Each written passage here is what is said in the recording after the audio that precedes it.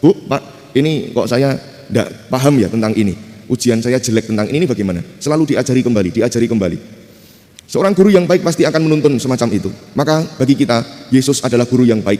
Tidak menjadi soal ketika kita lalu tidak memahami apa maksud dan kehendak Allah di dalam hidup, sehingga kita terjatuh, dan ketika diuji oleh Allah dalam hidup kita lalu belum lulus. Belum lulus itu bukan berarti lalu kita menjadi orang-orang yang sama sekali tidak paham, tetapi mungkin kita hanya belum paham dan hanya perlu memantapkan diri. Maka Yesus juga tidak akan tinggal diam. Dengan berbagai macam cara, Dia pasti akan membantu kita. Hanya tinggal kita percaya atau tidak, dan juga hanya tinggal kita membuka diri untuknya atau tidak. Sebagaimana para murid, mereka akhirnya membuka diri pada pertolongan Yesus, sehingga orang-orang yang mengikuti mereka pada akhirnya bisa makan. Maka ketika kita juga membuka diri bagi pertolongan Yesus, hidup kita juga akan menjadi berkat, meskipun harus jatuh bangun berkali-kali, mengalami ujian berkali-kali, tidak lulus berkali-kali, tetapi karena pertolongan Allah dan karena keterbukaan hati kita, hidup kita nantinya akan menjadi berkat. Dalam nama Bapa dan Putra dan Roh Kudus, amin. Tuhan bersamamu dan bersama roh. Selamat pagi berkat dalam. Selamat pagi berkat dalam. Kita memperingati Santa Katarina dari Siena, seorang perawan dan juga pujangga gereja. Kita siapkan hati dan budi kita untuk memperingati Santa Katarina Siena pada pagi hari ini, agar kita pun juga memiliki iman yang teguh seperti halnya Santa Katarina ini, agar dalam hidup sehari-hari kita pun juga bisa mewartakan kebaikan Tuhan melalui hidup kita. Kita hening sejenak. Tuhan Yesus Kristus, Engkau diutus menyembuhkan orang yang remuk redam hatinya. Tuhan, kasihanilah kami. Tuhan, kasihanilah kami. Engkau datang untuk memanggil orang yang berdosa. Kristus, kasihanilah kami. Kristus, kasihanilah kami. Engkau duduk di sebelah kanan Bapa sebagai pengantara kami. Tuhan, kasihanilah kami. Tuhan, kasihanilah kami. Semoga Allah yang Maha Kuasa mengasihani kita, mengampuni dosa kita, dan mengantar kita ke hidup yang kekal. Marilah berdoa.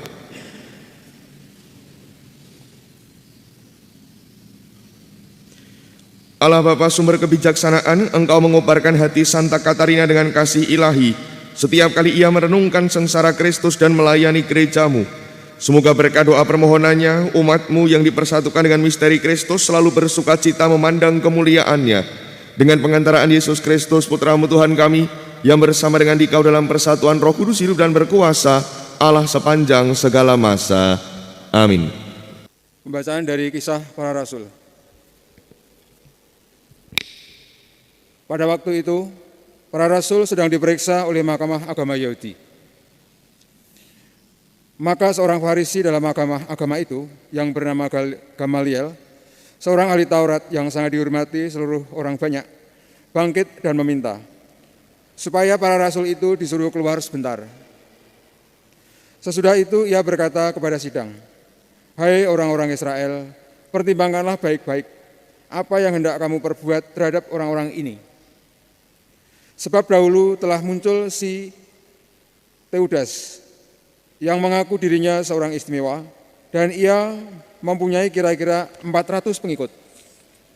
Tetapi ia dibunuh, lalu cerai-berailah seluruh pengikutnya dan lenyap. Sesudah ia, pada waktu pendaftaran penduduk, muncullah si Yudas, seorang Galilea. Ia menyeret banyak orang dalam pemberontakannya, tetapi ia juga tewas dan cerai-berailah seluruh pengikutnya. Karena itu, aku berkata kepadamu, janganlah bertindak terhadap orang-orang ini. Biarkanlah mereka, sebab jika maksud dan perbuatan mereka berasal dari manusia, tentu akan lenyap. Tetapi, kalau berasal dari Allah, kamu tidak akan dapat melenyapkan orang-orang ini. Mungkin ternyata juga nanti bahwa kamu melawan Allah." Nasihat itu diterima. Sesudah itu para rasul dilepaskan. Rasul-rasul itu meninggalkan sidang Mahkamah Agama dengan gembira, karena mereka telah dianggap layak menderita penghinaan oleh karena nama Yesus. Dan setiap hari mereka melanjutkan pengajaran mereka di bait Allah dan di rumah-rumah umat, dan memberitakan Injil tentang Yesus yang adalah Mesias. Demikianlah sabda Tuhan. Syukur kepada Allah.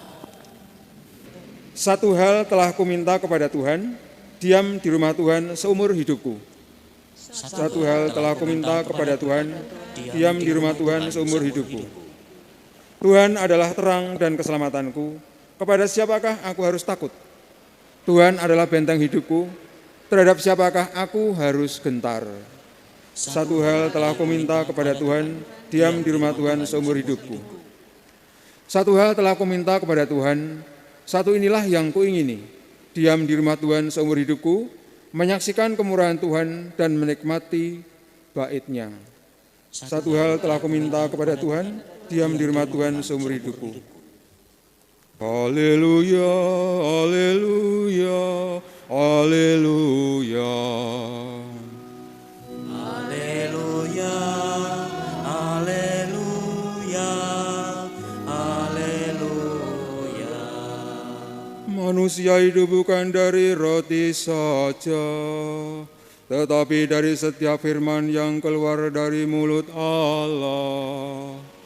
Haleluya, haleluya, haleluya.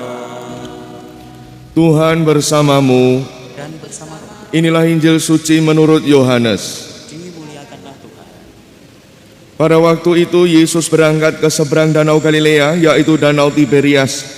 Orang banyak berbondong-bondong mengikuti dia karena mereka melihat mukjizat-mukjizat penyembuhan yang diadakannya terhadap orang-orang sakit. Yesus naik ke atas gunung dan duduk di situ dengan para muridnya. Ketika itu Paskah, hari raya orang Yahudi, sudah dekat. Ketika Yesus memandang sekelilingnya dan melihat bahwa orang banyak berbondong-bondong datang kepadanya, berkatalah ia kepada Filipus, "Di manakah kita akan membeli roti sehingga mereka ini dapat makan?" Hal itu dikatakan Yesus untuk mencobai dia, sebab ia sendiri tahu apa yang hendak dilakukannya. Jawab Filipus kepadanya, "Roti seharga 200 dinar tidak akan cukup untuk mereka ini, sekalipun masing-masing mendapat sepotong kecil saja." Seorang dari para muridnya, yaitu Andreas, saudara Simon Petrus, berkata kepadanya, "Di sini ada seorang anak yang membawa 5 roti jelai dan mempunyai 2 ikan. Tetapi apakah artinya itu untuk orang sebanyak ini?" Kata Yesus, "Suruhlah orang-orang itu duduk." Adapun di tempat itu banyak rumput, maka duduklah orang-orang itu, kira-kira 5.000 laki-laki banyaknya. Lalu Yesus mengambil roti itu, mengucap syukur dan membagi-bagikannya pada mereka yang duduk di situ. Demikian juga dibuatnya dengan ikan-ikan itu sebanyak yang mereka kehendaki. Dan setelah mereka kenyang, ia berkata kepada murid-muridnya, "Kumpulkanlah potongan-potongan yang lebih, supaya tidak ada yang terbuang." Mereka pun mengumpulkannya dan mengisi 12 bakul penuh dengan potongan-potongan dari kelima roti jelai yang lebih setelah orang makan. Ketika orang-orang itu melihat mukjizat yang telah diadakan Yesus, mereka berkata, "Dia ini benar-benar nabi yang akan datang ke dalam dunia." Karena Yesus tahu bahwa mereka akan datang dan hendak membawa dia dengan paksa untuk dijadikan raja, ia menyingkir lagi ke gunung seorang diri. Demikianlah sabda Tuhan. Pujilah Kristus. Selamat pagi berkat dalam. Selamat pagi, berkat dalam. Dalam hidup yang namanya ujian itu penting. Karena yang namanya ujian itu, namanya saja ujian ya, pasti tujuannya untuk menguji orang. Ketika hidup kita itu sudah mulai terisi oleh banyak hal, banyak pengetahuan, dan juga banyak hal yang kemudian kita pahami dalam hidup, sudah dibekali macam-macam, maka supaya kita tahu bahwa bekal-bekal itu sangat berguna bagi hidup, maka seringkali harus diuji. Maka yang namanya ujian itu penting dalam hidup. Sekali lagi, orang seringkali benci pada ujian, orang seringkali tidak suka pada ujian karena harus mereview semua yang sudah didapatkan dari awal sampai pada saat dia menjelang ujian. Si belajar lagi dari awal gitu. Orang biasanya ya suka dengan sesuatu yang mendadak-dadak ya, sistem kebut semalam ya, saiki ujian, saiki lagi sinau. Padahal yang namanya belajar itu bukan hanya untuk ujian, tetapi ujian itu untuk mengetahui seberapa dalam kita itu sudah memahami apa yang kita pelajari.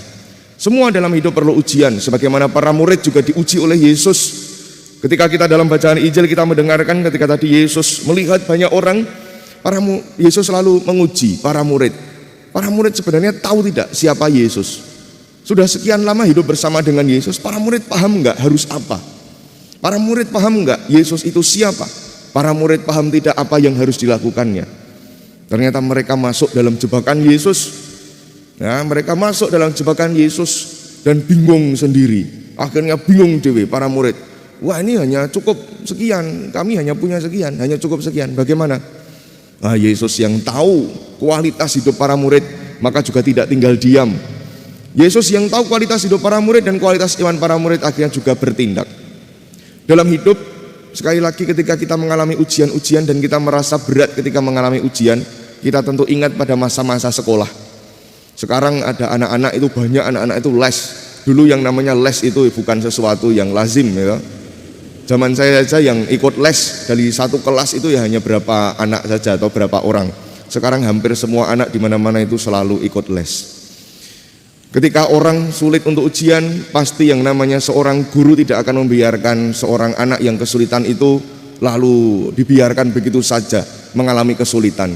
Ketika hasil ujian sudah selesai, biasanya seorang guru yang baik akan mereview lagi bersama dengan anak-anaknya, bersama dengan para muridnya. Bagaimana untuk memecahkan sebuah masalah yang tidak bisa dipecahkan oleh para murid? Dari hasil ujian itu akan kelihatan kualitas para murid seperti apa, dan guru itu akan membantu. Saya sendiri mengalami hal yang sangat menguatkan hidup saya bersama dengan para guru, karena setiap kali saya kesulitan dalam ujian, bahkan menjadikan saya terpuruk karena ujian, para guru saya itu selalu mendampingi hidup saya. Pengalaman hidup yang luar biasa dengan para guru tidak ditinggalkan begitu saja.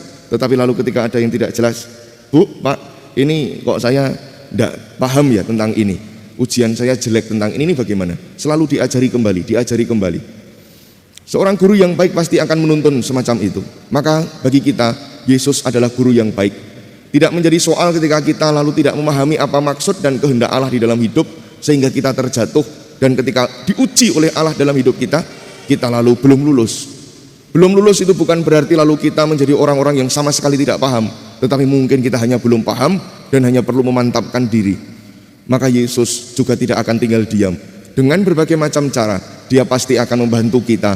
Hanya tinggal kita percaya atau tidak, dan juga hanya tinggal kita membuka diri untuknya atau tidak. Sebagaimana para murid, mereka akhirnya membuka diri pada pertolongan Yesus, sehingga orang-orang yang mengikuti mereka pada akhirnya bisa makan. Maka ketika kita juga membuka diri bagi pertolongan Yesus, hidup kita juga akan menjadi berkat, meskipun harus jatuh bangun berkali-kali, mengalami ujian berkali-kali, tidak lulus berkali-kali. Tetapi karena pertolongan Allah dan karena keterbukaan hati kita, hidup kita nantinya akan menjadi berkat. Semoga Tuhan selalu dimuliakan dalam segala hal yang kita lakukan, dalam segala kebaikan-kebaikan yang kita usahakan, kini dan sepanjang segala masa. Amin.